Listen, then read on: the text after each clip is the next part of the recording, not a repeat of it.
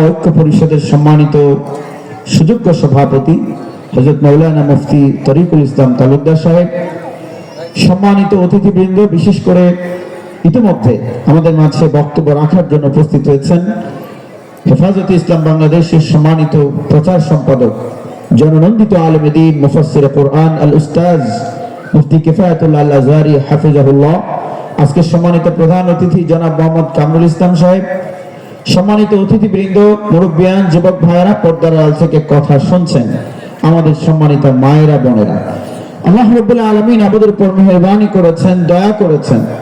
তিনি আমাদেরকে আজকের এই মাহফিলে আসার, বসার, কথা বলার এবং শোনার তৌফিক দিয়েছেন। সেজন্য প্রাণ খুলে উঁচু আওয়াজে আল্লাহ রাব্বুল আলামিনের পবিত্র দরবারে শুকরিয়া জানাই, আলহামদুলিল্লাহ। আল্লাহর দরবারে শুকরিয়া জানাবার পর আমি ধন্যবাদ জানাচ্ছি এলাকার শ্রমিকদের, যারা শ্রমিকদের এই আয়োজনকে স্বাগত জানিয়ে সহযোগিতার হাত বাড়িয়েছেন, উপস্থিত হয়েছেন। আল্লাহ শ্রমিক এবং এলাকাবাসী সবাইকে উত্তম উত্তম প্রতিদান দান করুন, জোরে বলুন আমিন। আমি শুরুতে বলেছি এই সময়টাতে 9টা থেকে 10টা আমাদের তৈরি সাহেব হুজুরের জন্য আমরা বরাদ্দ রেখেছিলাম। তিনি যেহেতু মঞ্চে আসেননি, এই কারণে আমি বাধ্য হয়ে এই সময়টাতে একটু পরিবেশ তৈরি করে দেওয়ার জন্য আমি বসেছি। আমার একদম নিয়ত ছিল না, একটু রেস্টেরও দরকার।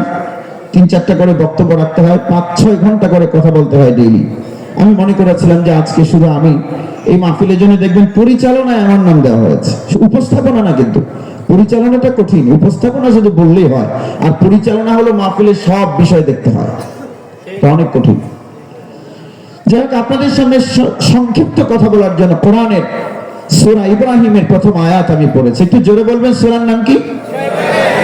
মাশাআল্লাহ। এটা মনে হচ্ছে যে আমাদের মাহফিল, আমাদের মাহফিলে আমরা কথা বললে আওয়াজ না হলে এটা মনে হয় যে এটা কুড়িগ্রামের মাহফিল, ইন্ডিয়ার মাহফিল, ভারতের মাহফিল, এরকম মনে হয়। এটা এলাকার নাম কি? গাদি কলমেশ্বর। বলুন সূরার নাম কি? হ্যাঁ, সবাই জোরে বলবেন, সূরার নাম কি? আয়াত নম্বর কত? 1। আল্লাহ রাব্বুল আলামিন বলছেন, আলিফ লাম রা, কিতাবুন নাযালনাহু ইলাইকা লিতুখরিজান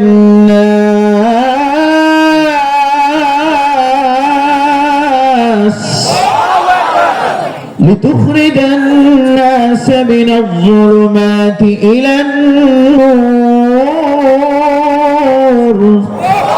আল্লাহ বলছেন আলিফ লাম রা, কিতাবুন আনজালনাহু ইলাইকা, হে মুহাম্মদ সাল্লাল্লাহু আলাইহি ওয়াসাল্লাম, আপনার উপর আমি যে কিতাব অবতীর্ণ করেছি, কেন? এর পারপাস হলো, উদ্দেশ্য হলো লিতুখরিজান নাস মিনাজ যুলুমাতি ইলান নূর, আপনি যেন মানব মণ্ডলীকে সব সমস্যা থেকে বের করে সমাধানের, শান্তির, আলোকিত হিদায়াতের জীবন দিতে পারেন। আরে জোরে বলুন না। আমাদের রাষ্ট্রে, সমাজে নানা রকমের সমস্যা আছে না নাই? ওই সমস্যার সমাধান আছে কোথায়? আরো জোরে, সমাধান কোথায়? সমস্যা মুক্ত সমাজ আমরা চাই কি চাই না? সম্মানিত হাজিরিন, বাংলাদেশে ধর্ষণ আছে, ছিনতাই আছে, দুর্নীতি আছে, নারী নির্যাতন আছে, শুধু মাদকতা নাই, আছে না নাই? এই সমস্যা মুক্ত বাংলাদেশ আমরা চাই কি চাই না? সমাধান আছে কোথায়? বাংলাদেশের বয়স 54 বছর। এই 54 বছরে আমরা কিছু মানুষকে দায়িত্ব দিয়েছি, আপনারা আমাদের ইকোনমিক, আমাদের সোশ্যাল, আমাদের সামাজিক, আমাদের অর্থনৈতিক সমস্যাগুলো সমাধান করবেন। তারা ব্যর্থ হয়েছে। আবার দায়িত্ব দিয়েছি আরেক গ্রুপকে, তারাও ব্যর্থ হয়েছে। আমার আরেক গ্রুপকে দায়িত্ব দিয়েছি, তারাও ব্যর্থ হয়েছে। এবার প্রথম গ্রুপ এসে বলছে, আমাদেরকে 30 বছর আগে দায়িত্ব দিয়েছিলেন, তখন আমাদের এই এই প্রতিবন্ধকতা ছিল, আরেকবার দিয়ে দেখুন, আমরা আর ফেল মারবো না। কিন্তু তাদেরকে আমরা দিলাম, তারা অত্যন্ত শোচনীয় ভাবে ফেল মেরেছে। আমাদের রাষ্ট্রীয় সমস্যার সমাধান হয়নি। What is the reason behind this? কারণ কি? কারণ হলো যেখানে সমাধান সেখানে আমরা যাই না। সম্মানিত হাজিরিন, জোরে আওয়াজ করে বলুন, আমাদের এখান থেকে উত্তরা কোন দিকে? আরে জোরে বলুন না। দক্ষিণে। আচ্ছা, এখান থেকে হেঁটে গেলে কতক্ষণ লাগবে? আরে না, 3 ঘন্টা তো বুড়া মানুষ হইলে মানা যায়, আর জোয়ান হইলে 1.5 ঘন্টা। 1.5 ঘন্টা সময় লাগবে হেঁটে গেলে, আপনারা হেঁটে যান না এই জন্য বলতে পারছেন না, 1.5 ঘন্টাও লাগবে না, আরো কম লাগবে। সম্মানিত হাজিরিন, আপনি আমাদের এই রোডের মাথায় গিয়ে, রাস্তায় গিয়ে ডানে বামে তাকাচ্ছেন, কেউ একজন আপনাকে প্রশ্ন করলো কোথায় যেতে চান, আপনি বললেন উত্তরা যাব। সেই লোকটি আপনাকে বললেন উত্তরা যদি যেতে চাও তাহলে তুমি দক্ষিণে হাঁটো, 1 ঘন্টা হাঁটলেই তুমি উত্তরার দেখা পাবে। কিন্তু সেই লোকটি চিন্তা করলেন যিনি আমাকে পথ দেখাচ্ছেন তার বেশভূষা কথাবার্তা আমার পছন্দ নয়, সেজন্য আমি 1 ঘন্টা দক্ষিণে না হেঁটে 100 ঘন্টা আমি উত্তরে হাঁটবো। যেহেতু নাম উত্তরা, তাহলে তিনি ভুল বলছেন, আমি উত্তরে হাঁটবো। তিনি বাদুকেশ্বরের মাথা থেকে উত্তর দিকে 1 ঘন্টা দক্ষিণে হাঁটলে উত্তরার দেখা পাওয়ার কথা ছিল, কিন্তু তিনি সিদ্ধান্ত নিলেন 100 ঘন্টা উত্তর দিকে হাঁটবেন। আপনারা বলুন তো 100 ঘন্টা পরে উত্তরার সাথে তার দেখা হবে তো নাকি? তিনি যদি 1 মাস হাঁটেন, আরে বলুন দেখা পাবে? 1 বছর? যত সময় যাবে তত উত্তরার সাথে তার দূরত্ব বাড়বে। কেন? যেদিকে উত্তরা সেদিকে তিনি হাঁটেননি। আমার ভাইরা জোরে বলুন, আমাদের সব সমস্যার সমাধান কোথায়? উত্তরা যেদিকে সেদিকে না হেঁটে উল্টো দিকে হেঁটে সময় বাড়ানো যেমন উত্তরার দেখা পাওয়া যাবে না, ঠিক তেমনি আমাদের রাষ্ট্রের, আমাদের সমাজের ইকোনমিক, সোশ্যাল, সামাজিক, অর্থনৈতিক সব সমস্যার সমাধান কোরআনে। এই 53-54 বছরে আমরা কোরআনকে মাইনাস করে বিকল্প পথে আমার সমাজের অর্থনৈতিক, সামাজিক সব সমস্যার সমাধান করার চেষ্টা করেছি বলে সমাধান তো হয়নি, বরং দিনে দিনে সমস্যা আরো বেড়েছে। জোরে আওয়াজ করে বলুন, বাংলাদেশের সব সমস্যার সমাধান হোক, আমরা তো চাই কি চাই না? কি প্রতিষ্ঠিত করতে হবে জোরে বলুন? আরো জোরে প্রতিষ্ঠিত করতে হবে কি? সুতরাং আমাদের সামনে এটা কিয়ামত, আমাদের সব দেখা শেষ, ধান দেখা শেষ, নৌকাও দেখা শেষ, সামনে হবে আল কোরআনের বাংলাদেশ। বাংলাদেশে আপনার মেয়ে বাদে কলমেশ্বর থেকে উত্তরায় পড়তে যাবে, ধর্ষণের ভয় আপনাকে করতে হবে না। সম্মানিত হাজিরিন, জোরে আওয়াজ করে বলে এমন শান্তির সমাজ প্রতিষ্ঠিত হোক, আমরা চাই কি চাই না? কি প্রতিষ্ঠিত করতে হবে? কোরআন বাংলাদেশে প্রতিষ্ঠিত হোক, আপনারা চান কি না? না, না চাইলে আমার কোনো সমস্যা নেই, না না আমার কোনো প্রবলেম নেই। আপনার বাপ দাদারা রক্ত দিয়েছে 1947-এ, মানুষের অধিকার প্রতিষ্ঠিত হলো না। আপনারা দিলেন 71-এ, অধিকার, শান্তি, নিরাপত্তা প্রতিষ্ঠিত হলো না। আপনাদের সন্তানরা অনেক আশা করে 24-এ আবার রক্ত দিল মানুষের অধিকার প্রতিষ্ঠা করার জন্য। আপনি যদি এই চান্সে কোরআন প্রতিষ্ঠা করতে না পারেন, আপনার নাতিরা আবার দেবে 36-এ, আবার 46-এ, রক্ত দিতেই থাকবে, দিতেই থাকবে, মানুষের স্বাধীনতা, সম্মান, অধিকার, নিরাপত্তা প্রতিষ্ঠিত হবে না। সুতরাং এটা আমাদের সর্বশেষ সুযোগ মনে করি আমি। সামনে আমরা এই সুযোগ পেতে নাও পারি, এই সুযোগে বাংলাদেশে কোরআন প্রতিষ্ঠিত করতে হবে। আমার ভাইয়েরা জোরে আওয়াজ করে বলুন, কোরআনুল কারীম প্রতিষ্ঠিত হোক, আমরা তা চাই কি চাই না? এই আপনার সন্তান আবু সাঈদ রক্ত দিয়েছে, মুগ্ধরা রক্ত দিয়েছে, এই রক্তকে যদি বৃথা দিতে না চান তাহলে এই সুযোগে কোরআনকে বাংলাদেশের রাষ্ট্রের কেন্দ্রের জায়গায় বসাতে হবে। জোরে বলুন, আমরা তা চাই কি চাই না? সম্মানিত হাজিরিন, শুনুন, আপনি যদি মনে করেন যে নদীতে জোয়ার কিন্তু 2 ঘন্টা পর পর আসে, 12 ঘন্টা 36 মিনিট পর, আপনি যদি চিন্তা করেন 24-এ জোয়ার এসেছে আবার 36-এ আসে, ভুল করবেন। নদীর জোয়ারের জন্য যেমন 12 ঘন্টা 36 মিনিট অপেক্ষা করতে হয়, কোরআনের সেই বিপ্লব ঘটাবার জন্য এখন যে সুযোগ সামনে এসেছে, এই সুযোগ যদি হাতছাড়া করেন আরো হয়তো 50-100 বছর অপেক্ষা করতে হবে। সেজন্য এবারের সুযোগকে আমরা হাতছাড়া করতে চাই না, কাজে লাগিয়ে বাংলাদেশে রাষ্ট্রীয়ভাবে কোরআন প্রতিষ্ঠা করতে চাই। জোরে আওয়াজ করে বলুন, কোরআন প্রতিষ্ঠিত হোক, আমরা তা চাই কি চাই না? কে কে চান 2 হাত উঁচু করে দেখা। লিল্লাহি তাকবীর। কোরআন সুন্নাহর আলো। ভাই শুধু ঘরে কেন, ঘরে তো 50 বছর জ্বাললেন, আপনার মেয়ে ধর্ষণ মুক্ত হবে, সংসদে জ্বালতে হবে। লিল্লাহি তাকবীর। কোরআন বাংলাদেশে রাষ্ট্রীয়ভাবে প্রতিষ্ঠিত হোক। কে কে চান? 2 হাত উঁচু করুন। লিল্লাহি তাকবীর। কোরআন সুন্নাহর আলো। আল্লাহ আমাদেরকে তৌফিক দিন। সবাই জোরে বলুন আমিন। আমি আপনাদের সামনে হুজুর চলে আসবেন, আমি হুজুরকে নিয়ে আসার জন্য অনুরোধ করছি। 10টা 1 মিনিট বাজে। কোরআনে সূরা নূরের 30 এবং 31 আছে। বাংলাদেশে ধর্ষণ আছে না? কোরআন প্রতিষ্ঠিত হলে ধর্ষণ কেমনে থাকবে না? এটা আমি হুজুর আস্তে আস্তে বলে শেষ করব। সম্মানিত হাজিরিন, ধর্ষণের বিরুদ্ধে বাংলাদেশে আইন আছে না নাই? কিন্তু দিনে দিনে ধর্ষণ কমে না বাড়ে? মাদকের বিরুদ্ধে আইন আছে না নাই? কিন্তু দিনে দিনে বাংলাদেশে মাদকাসক্ত লোকের সংখ্যা কমে না বাড়ে? কারণ হলো কোরআন যে থিওরি দিয়েছে, কোরআন যে আদর্শ দিয়েছে, সে আদর্শ সমাজে নাই। রব্বুল আলামিন কোরআনুল কারীমের সূরা নূরের 30 নম্বর আয়াতে বলছেন, কুল্লিল মুমিনিনা ইয়াগুদ্দু মিন আবসারিহিম ওয়া ইয়াহফাযু ফুরুজাহুম যালিকা আযকা লাহুম ইন্নাল্লাহা খাবীরুম বিমা ইয়াসনাউন। রব্বুল আলামিন বলছেন, হে আমার হাবিব, আপনি মুমিন পুরুষদেরকে বলে দিন তারা যেন তাদের দৃষ্টিকে অবনমিত রাখে, ওয়া ইয়াহফাযু ফুরুজাহুম, তাদের গোপনাঙ্গকে তারা যেন হেফাজত করে, যালিকা আযকা লাহুম, এটা তাদের জন্য পবিত্রতর, ইন্নাল্লাহা খাবীরুম বিমা ইয়াসনাউন। আপনি নির্দেশনা দেখুন, কোরআনের নির্দেশ কি? আপনি শুধু মেয়েদেরকে বলছেন তোমরা হাফ প্যান্ট পরো, সুন্দরী প্রতিযোগিতায় যাও, আর ছেলেদেরকে বলবেন যে তোমরা সাবধান হও না। আবার শুধু মেয়েদেরকে বলবেন পর্দা করতে, ছেলেদেরকে সাবধান করবেন না। এটা ইসলাম সাপোর্ট করে না। কোরআন বলছে 1 নম্বরে পুরুষদেরকে বলছে, শোনো পুরুষেরা, তোমরা কোন নারীর দিকে হাত তো বাড়াতে পারবেই না, এমনকি তোমাদের চোখটাও বাড়াতে পারবে না। তোমার সামনে দিয়ে কোন নারী যখন হেঁটে যাবে, তোমার চোখটাকে তুমি অবনমিত করবে। এর জন্য বলুন, এই নির্দেশ কার?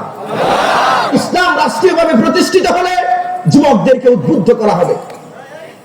যুবকদেরকে বলা হবে তোমরা মেয়েদের দিকে তাকাবে না, যেসব মেয়েদের দিকে তাকানো হারাম, তোমাদের চোখ অবনমিত থাকবে।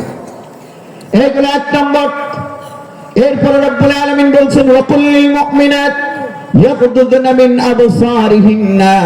রব্বুল আলামিন বলছেন, মুমিনা নারীদেরকে বলে দিন তারাও যেন তাদের দৃষ্টিকে অবনমিত রাখে, এমনকি তারা যেন তাদের কণ্ঠকে অবনমিত রাখে, তারা যেন তাদের কণ্ঠকে পরপুরুষের সামনে গরম করে নরম করে যেন কথা না বলে, কর্কশ করে কথা বলে, তাদেরকে ঢেকে ঢুকে যেন রাখে।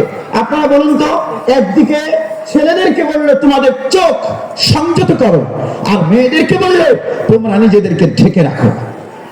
এখন আপনারা বলুন, এই 2 নির্দেশ যদি বাংলাদেশে রাষ্ট্রীয়ভাবে কায়েম করা হয়, ধর্ষণ কমবে না বাড়বে? একদিকে পুরুষরা তাকাবে না, অন্যদিকে নারীরা নিজেদেরকে ঢেকে ঢুকে রাখবে। এক পেশে কথা বললে হবে না, এটা কোরআনের আইন। সম্মানিত হাজিরিন, কোরআন দিয়ে নাগরিকদেরকে ভালো বানানো যায়। আপনি যদি নাগরিকদেরকে ভালো বানিয়ে ফেলতে পারেন, শুধু গাজীপুরে নয়, কোরআন তো পৃথিবীবাসীর জন্য। এই পৃথিবীতে যদি কোরআনুল কারীম প্রতিষ্ঠিত হয়, পৃথিবীতে কোন নারী ধর্ষণের শিকার হবে না। আরে চোখটা তুলে তাকাবে না। সাউথ আফ্রিকান একজন ক্রিকেটার, অনেক লম্বা তার দাড়ি, নাম বলতে পারবেন? হাশিম আমলা। জোরে বলুন, নাম কি? তার কাছে এক সাংবাদিক নারী হাফ প্যান্ট পরা ইন্টারভিউ নিতে গেছে। ইন্টারভিউ নিয়ে সাক্ষাৎকার, 12 মিনিটের ইন্টারভিউ তিনি নিয়েছেন। সাক্ষাৎকার শেষ, সাংবাদিক নারী ক্যামেরা সুইচ অফ করে হাসিম আমলাকে বলছেন যে আপনি আমার দিকে তাকালেন না যে? অন্যরা নেতা নেত্রী কত ধরনের লোকজনের কাছে ইন্টারভিউ নিতে যায়, তারা মনে হয় যেন চোখে আমাকে গিলে ফেলবে।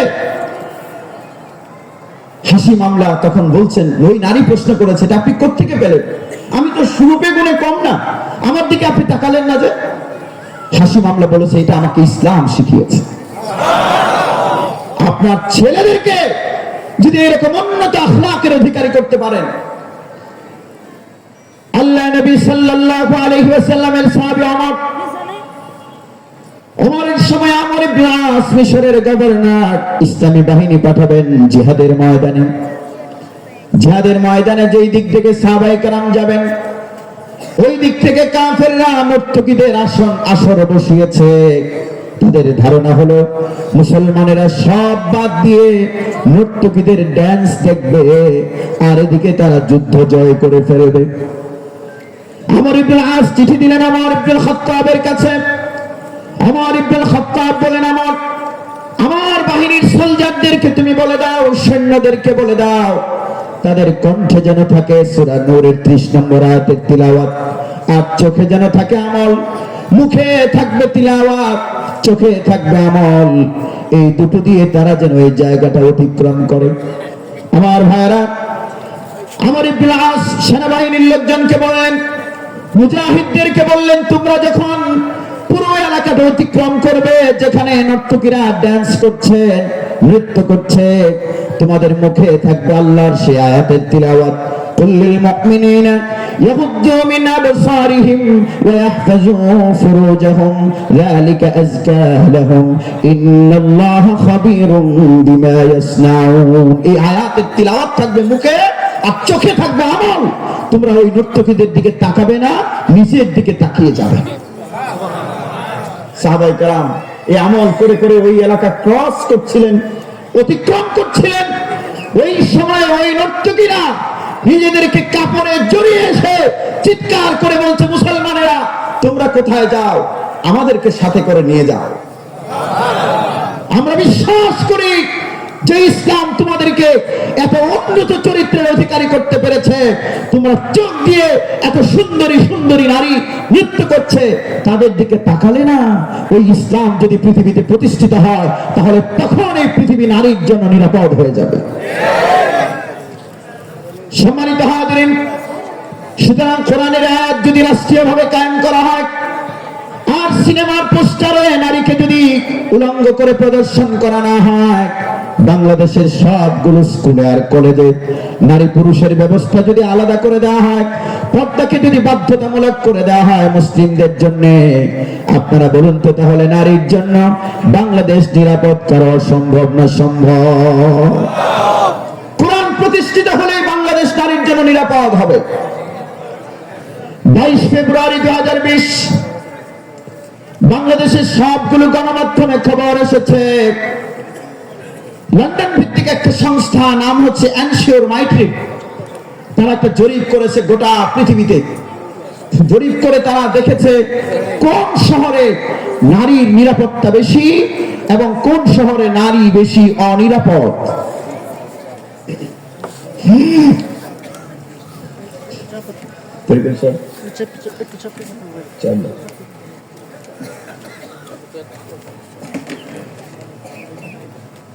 আলহামদুলিল্লাহ এখন মাঠ কানায় কানায় ভরপুর। আমি বক্তব্য রাখতে চাচ্ছিলাম না আজকে, হুজুর এসেছেন, আপনারা খুশি না বেজান?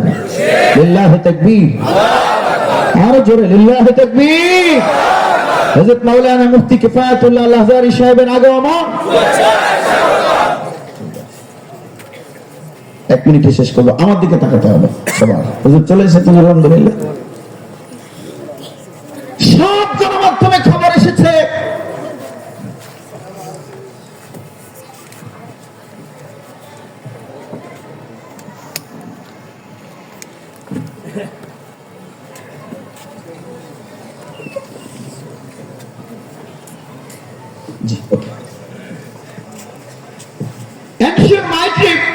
গোটা পৃথিবীতে জরিপ করেছে পৃথিবীর কোন শহরে নারীর নিরাপত্তা কতটুকু। এই বক্তব্য আমার নয়, লন্ডন ভিত্তিক সংস্থা এনশিওর মাইট্রিক বলছে বর্তমান পৃথিবীতে নারীর জন্য সবচেয়ে রিস্কি অনিরাপদ শহর হচ্ছে ভারতের দিল্লি এবং কলকাতা। এবং সেই জরিপে বলা হয়েছে সায়েন্স এন্ড টেকনোলজি, বিজ্ঞান এবং প্রযুক্তির এই সময়ে, একবিংশ শতাব্দীর এই সময়ে এসেও আজকের বর্তমান পৃথিবীতে এনশিওর মাইট্রিক বলছে গোটা পৃথিবীতে নারীর জন্য সবচেয়ে নিরাপদ শহর হচ্ছে মদিনা। এত আসতে কেন, জোরে বলুন আল্লাহু আকবার। এখন আপনাদের কাছে আমার একটা প্রশ্ন, আপনার মেয়ের জন্য, আপনার মায়ের জন্য, আপনার স্ত্রীর জন্য বাংলাদেশ নিরাপদ হোক, আপনি তা চান কি চান না? জোরে বলবেন। চাইলে আদর্শ রাখবে সেই দিল্লির না মদিনা। সুতরাং বাংলাদেশে মদিনার আদর্শ যদি প্রতিষ্ঠিত হয়, নারীর জন্য বাংলাদেশ নিরাপদ হয়ে যাবে। আপনাদের কাছে জানতে চাই, মদিনার আদর্শ বাংলাদেশে প্রতিষ্ঠিত হোক, আপনারা চান কি চান না? সুতরাং this is the proper time, এটা সবচেয়ে উপযুক্ত সময়। আমরা আবু সাইদ মুগ্ধর রক্তকে বৃথা যেতে দিতে পারি না। আমার পূর্বপুরুষেরা রক্ত দিয়েছে 47-এ, আমার বাপদাদারা রক্ত দিয়েছে 71-এ। জনমানুষের অধিকার, স্বাধীনতা, নিরাপত্তা, সম্মান নিশ্চিত হয়নি। এবার আপনাদের সন্তানেরা রক্ত দিয়েছে, সেই রক্তকে বৃথা যেতে দেব না। এদেশের মাটি, মানুষ, মানচিত্র, পতাকাকে আমরা কোরআন দিয়ে সাজাতে চাই। সামনের বাংলাদেশ কোরআনে। বলেন সামনের বাংলাদেশ কিসে? আমি শুধু একটা পয়েন্ট দেখালাম। কোরআন প্রতিষ্ঠিত হলে শিক্ষাঙ্গনে, স্কুল কলেজে মেয়েদের ছেলেদের ব্যবস্থা আলাদা হয়ে যাবে। মেডিকেল কলেজে ছাত্রীদের ব্যবস্থা আলাদা হবে, ছাত্রদের ব্যবস্থা আলাদা। ছাত্রীদেরকে পড়াবেন নারী শিক্ষিকা, আর ছাত্রদেরকে পড়াবেন পুরুষ শিক্ষক। শিফট আলাদা হয়ে যাবে। আপনাদের টঙ্গীর শফিউদ্দিন স্কুলে নিয়ম করা হবে, সকাল 7টায় মেয়েরা ঢুকবে, 7টা থেকে 12টা পর্যন্ত মেয়েরা পড়বে। মেয়েদেরকে বাংলা পড়াবেন নারী শিক্ষিকা, গণিত পড়াবেন নারী শিক্ষিকা, সায়েন্স পড়াবেন নারী শিক্ষিকা, সব ভূগোল, পৌরনীতি, সব সাবজেক্ট মেয়েদেরকে পড়াবেন নারী শিক্ষিকা। 12:30টায় ছেলেরা ঢুকে হেডমাস্টারের ইমামতিতে জোহরের নামাজ পড়বে। ছেলেরা পড়বে বিকেল 5টা পর্যন্ত। ছেলেদের শিফটে কোনো নারী শিক্ষিকা থাকবে না, ছেলেদেরকে পড়াবে পুরুষেরা। আপনাদের কাছে জানতে চাই, এই সিস্টেম যদি চালু করা হয়, তাহলে নারী নির্যাতন, ধর্ষণ বাড়বে না কমবে? এই সিস্টেম ফিরে আসবে যদি কোরআনুল কারীম প্রতিষ্ঠিত হয়। এনশিওর মাই ট্রিপ বলছে গোটা পৃথিবী নারীর জন্য নিরাপদ হবে যদি পৃথিবীতে কোরআন প্রতিষ্ঠিত হয়, যদি মদিনার আদর্শ প্রতিষ্ঠিত হয়। জোরাজ করে বলুন, আমার প্রিয় মাতৃভূমি বাংলাদেশে 54টি বছর গেছে, আমরা মানুষের স্বাধীনতা, নিরাপত্তা নিশ্চিত করতে পারিনি। ভোটের অধিকার নিয়ে ছিনিমিনি খেলা হয়েছে। রাতের ভোট দিনে হয়েছে, দিনের ভোট রাতে হয়েছে। শুধু জীবিত মানুষের নয়, মরা মানুষের ভোট পর্যন্ত তারা দিয়েছে। আমরা দেরি করতে চাই না। 2025 সালের বিপ্লবের পর, 24-এর বিপ্লবের পর এদেশের পতাকাকে, মাটিকে, মানচিত্রকে আল কোরআন দিয়ে আমরা সাজাতে চাই। কে কে রাজি আছেন? 2 হাত উঁচু করে দেখা। আল্লাহু তাকবীর। আল্লাহ আমাদেরকে তৌফিক দিন, আমিন। এই টাইমটা ছিল হুজুরে না আইসা আমারও পাঠাইছে। আমি তো আজকে পরিচালক, উপস্থাপক। তো কোরআন প্রতিষ্ঠিত হোক, আপনারা চান তো? হুজুর বক্তব্য রাখবেন। আর আমাদের সম্মানিত প্রধান অতিথি জনাব মোহাম্মদ কামরুল ইসলাম সাহেব, তিনি শুভাগমন করেছেন। আজকে প্রধান অতিথির আগমন, আমি সম্মানিত প্রধান অতিথি, তিনি উপস্থিত হয়েছেন। আয়োজকদের পক্ষ থেকে, এলাকাবাসীর পক্ষ থেকে তাকে প্রাণ ঢালা অভিনন্দন, মোবারকবাদ জানাচ্ছি। ছোট্ট আপনাদের সামনে আমাদের ক্লাস 1-এর একটা বাচ্চা নিজের পরিচয়টা তুলে ধরবে আমাদের এখানে। এখন আপনারা জানেন যে আমাদের ওয়াজের ব্যস্ততা অনেক বেড়েছে। শুধু এই বছর না, 4-5 বছর ধরে 4টা-5টা মাহফিলে আমাদেরকে ডেইলি বক্তব্য রাখতে হয়। এই সময়টাতে আমি খুব বিজি থাকি। আমাদের শিক্ষকরা চেয়েছেন যে একটা বাচ্চা নিজের পরিচয়টা, আমাদের এখানে যেহেতু আরবি, বাংলার পাশাপাশি ইংরেজিও পড়ানো হয় এবং সমান গুরুত্ব দিয়ে ক্লাস 1-এ সিলেবাসভুক্ত আছে, নার্সারিতেও আছে। বাচ্চা নিজের পরিচয় নিজে ইংরেজিতে দিতে পারবে। কিন্তু মানুষকে বোঝাবার জন্য, এদেশের মানুষের ঈমানকে হরণ করবার জন্য, সচ্চা ঈমানকে ধ্বংস করবার জন্য, স্কুল কলেজের ছেলে মেয়েদেরকে বেঈমান বানাবার জন্য, প্রশাসনের ভাইদেরকে বেঈমান বানাবার জন্য তারা বলে আলেমরা যেমন মাথায় টুপি দেয় আমরাও তো টুপি দেই, তারা যেমন মসজিদে নামাজ পড়ে আমরাও তো মসজিদে নামাজ পড়ি, তারা যেমন কোরআন শরীফ পড়ে আমরাও তো কোরআন শরীফ পড়ি। এই কথা বলে মানুষকে বোকা বানায়। একবারও এই কথাটা আমাদের সমাজের মানুষ চিন্তা করে না। এইরকম টুপি, এইরকম দাড়ি, এইরকম কোরআন তিলাওয়াত, এইরকম নামাজ মদিনাতে নবীর জামানার মুনাফিকরাও দিত। কথা বলেন ঠিক না? মদিনাতে মুনাফিকরা নবীজির পিছনে নামাজ পড়তো, নবীজির বয়ান শুনতো, নবীজির সঙ্গে জিহাদের ময়দানে যাইত, নবীর মতো করে মাথায় টুপি দিত, নবীর মতো করে গায়ের মধ্যে পোশাক লাগাইতো, নবীর মতো করে চলার জন্য তারা প্রকাশ্যে তারা ওই ভাব ভঙ্গি দেখাইতো। তাইলে কি শুধু বাহ্যিক রূপটা মুসলমানের মতো হইলেই কি সে মুসলমান?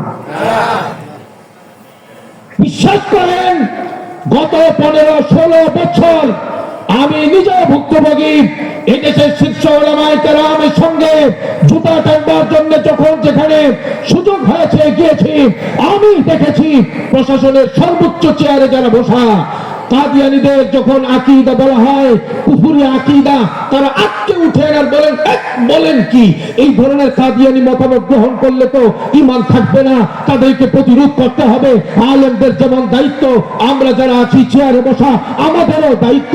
এই ধরনের মিষ্টি মিষ্টি কথা বলে আলেমদেরকে প্রকাশ্যে সান্ত্বনা দিয়েছে। পরবর্তীতে দেখা গেছে এই মানুষগুলো পর্দার আড়ালে কাদিয়ানীদের সঙ্গে বসে মুরগির রান চাবায়। এইরকম 2 নম্বরই কার্যক্রম আগামীতে কাউকে করতে দেয়া হবে না। আগামী দিনে নির্বাচনের মাধ্যমে ক্ষমতায় যারা আসতে চাইবে, এদেশের মুসলমানের দাবি থাকতে হবে, যারা রাষ্ট্রীয়ভাবে কাদিয়ানীদেরকে অমুসলিম ঘোষণার দাবি পূরণ করবার সিদ্ধান্ত জানাবে, তাদেরকে ক্ষমতায় বসানো হবে। কাদিয়ানীদের সঙ্গে আঘাত করবে, হিজবুত তাওহীদের কুলাঙ্গারদের সঙ্গে আঘাত করবে, নাস্তিক মুরতাদদের সঙ্গে আঘাত করে দেশ চালাবে। চলতে দেওয়া হবে না, হবে না, হবে না, হবে না। নারে তাকবীর, নারে তাকবীর, ইসলাম ইসলাম, ইসলামে সুতুরা, কাফের কাফের, কাদিয়ানিয়া কাফের। আল্লাহ বলেন, ইমানের হেফাজতের দরকার আছে না না? সারা বাংলাদেশে ইমানকে নষ্ট করবার জন্য চক্রান্তকারী আছে না নাই? আমার ইমান যেমন বাঁচাতে হবে, আমার ইসলাম যেমন বাঁচাতে হবে, আমার ছেলে মেয়েদের ইমানও বাঁচাইবার চেষ্টা করতে হবে। কথা বলেন ঠিক কিনা? সেজন্য শ্রমিক ভাইদেরকে বলছি, এলাকাবাসীকে বলছি, এই এলাকায় এই সিদ্ধান্ত একটা নেওয়া যেতে পারে। বলবো হ্যাঁ, এই এলাকায় শ্রমিক ভাই, এলাকাবাসী, দায়িত্বশীল, আপনারা সকলে মিলে সিদ্ধান্ত নিতে পারেন কিনা যে ঈমানকে হেফাজতের জন্য আমরা সবাই ঐক্যবদ্ধ থাকব। সবাই বলি ইনশাআল্লাহ। ঈমানকে ধ্বংস করবার জন্য এলাকায় যদি কোন কাদিয়ানি, কোন হিজবুত তাওহীদ, কোন নাস্তিকের বাচ্চা এলাকায় ঢুকে আর আজ করা যায়, প্রথমে জুতা আর ঝাড়ু দিয়ে প্রতিবাদ। রাজি আছেন ইনশাআল্লাহ? এটা নরম প্রতিবাদ।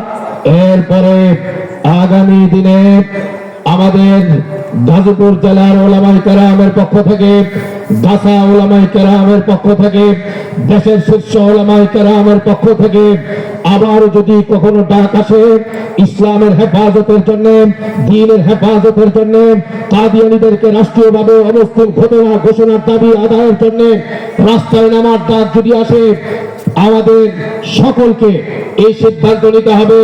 আমরা 13 সালে শাপলা চত্বরে যেভাবে গিয়েছিলাম, বুকে বুলেট নেব, তারপরে ঈমান মর্যাদাশীল ওই শ্রমিক ভাইরাও এই মাহফিল উপলক্ষে বন্ধুদের কাছে টাকা চেয়ে অর্থ সংগ্রহ করে মাহফিলকে বাস্তবায়ন করেছে। মাবুদ, আমি গুনাহগার, আমার সেই শ্রমিক ভাইদের জন্য আপনার কাছে ভিক্ষা চাইছি। আল্লাহ, আপনি তাদের জীবনকে ফুলে ফলে ভরে দিন। আল্লাহ, তাদের জীবনে আপনি সমৃদ্ধি দান করুন। আল্লাহ, তাদের জীবনের শেষটা যেন সুন্দর হয়, তাদেরকে ঈমান, আমাল, অবারিত রিজিক এবং সম্মানের জীবন দিয়ে আপনি ধন্য করে দিন। ইয়া রাব্বুল আলামিন, মাহবুদ এলাকাবাসীর সহযোগিতাকে আপনি কবুল করুন। এলাকার মুরব্বীরা, যুবকেরা, যার বাড়িওয়ালারা, ভাড়াটিয়ারা সবাই সহযোগিতা করেছেন, সবার অবদানকে আপনি জান্নাতের বিনিময়ে কবুল করুন। রাব্বুল আলামিন, মাহবুদ মেহেরবান, যে জায়গায় আমরা কথা বললাম সেই জায়গা দিয়ে আমাদেরকে যারা মাহফিল বাস্তবায়নের সুযোগ করে দিয়েছেন, তাদের জন্য মেহেরবানি করে জান্নাতে জায়গার ব্যবস্থা করে দিন। রাব্বুল আলামিন, মরহুম শফিকুল ইসলাম মেম্বার সাহেব, তার স্ত্রী ইয়া রাব্বাল আলামিন আরো যারা কবরে শায়িত আছেন সবাইকে আপনি মাফ করে দিন। আমাদের মুতাওয়াল্লি সাহেব এক সন্তানকে হারিয়েছেন, মাবুদ তার সন্তান ইয়া রাব্বাল আলামিন খুরশেদকে আপনি ক্ষমা করে দিয়ে জান্নাতের মেহমান বানান। রব্বুল আলামিন মাবুদ মেহেরবান, এই এলাকার প্রত্যেকটি ঘরে ঘরে আপনি শান্তি দান করুন, নিরাপত্তা দান করুন, ঈমান দান করুন, আমাল দান করুন, অবারিত রিজিক দান করে দিন ইয়া রাব্বাল আলামিন। আগামী বছর যেন আরো সুন্দর করে মাহফিল বাস্তবায়িত হতে পারে সেই তৌফিক দান করুন ইয়া আল্লাহ। আপনার ফয়সালাকে আমরা মেনে নিয়েছি, আমাদের এই মাহফিলকে আপনি দয়া করে কবুল করে নিন। যারা অর্থ দিয়েছেন তাদের দানকে জান্নাতের বিনিময়ে কবুল করে নিন ইয়া আল্লাহ। অতিথিবৃন্দ সহ আমার কাছে অনেক মহিলারা স্লিপ পাঠিয়েছেন, তারা মরহুম আত্মীয় স্বজনের জন্য দোয়া চেয়েছেন ইয়া আল্লাহ। তাদের মরহুম আত্মীয় স্বজনকে আপনি জান্নাত দিয়ে ধন্য করে দিন ইয়া আল্লাহ। আজকে তো রজব মাসের 13 তারিখ পেরিয়ে গেল, আর কয়েকটি দিন আছে রমাদানের। জানি না রমজান আসার আগে আমাদের কার হায়াত ফুরিয়ে যায়। মেহেরবানি করে আমাদেরকে রমাদান পর্যন্ত আপনি হায়াত দিয়ে ধন্য করে দিন ইয়া আল্লাহ। লাইলাতুন নিসফি মিন শাবান, মধ্য শাবানের রাত, ক্ষমার রজনী, এই ক্ষমার রাতে আপনার দরবার থেকে আমরা যেন ক্ষমা লাভ করতে পারি সেই তৌফিক আপনি দান করুন ইয়া আল্লাহ। রমাদানের জন্য আমরা যেন প্রস্তুতি নিতে পারি সেই তৌফিক দান করুন ইয়া আল্লাহ। এলাকার সবার জন্য আপনি নিরাপত্তা দান করুন ইয়া আল্লাহ। যারা বিভিন্ন ধরনের হয়রানিতে রয়েছেন তাদেরকে আপনি হয়রানি মুক্ত জীবন দান করে দিন ইয়া রাব্বুল আলামিন। আমাদের পক্ষ থেকে আপনার হাবিবের রওজায় 1000 কোটি সালাম আপনি দয়া করে পাঠিয়ে দিন। আমরা তো গরিব মানুষ, অনেকে আল্লাহ আপনার বাইতুল্লাহর মেহমান হিসেবে আমাদেরকে আপনি বারবার কবুল করে নিন। রব্বানা তাকাব্বাল মিন্না ইন্নাকা আনতাস সামিউল আলিম ওয়া তুব আলাইনা ইন্নাকা আনতাত তাওয়াবুর রহিম। সুবহানা রাব্বিকা রাব্বিল ইজ্জাতি আম্মা ইয়াসিফুন ওয়া সালামুন আলাল মুরসালিন ওয়ালহামদুলিল্লাহি রাব্বিল আলামিন। আসসালামু আলাইকুম ওয়া রাহমাতুল্লাহ।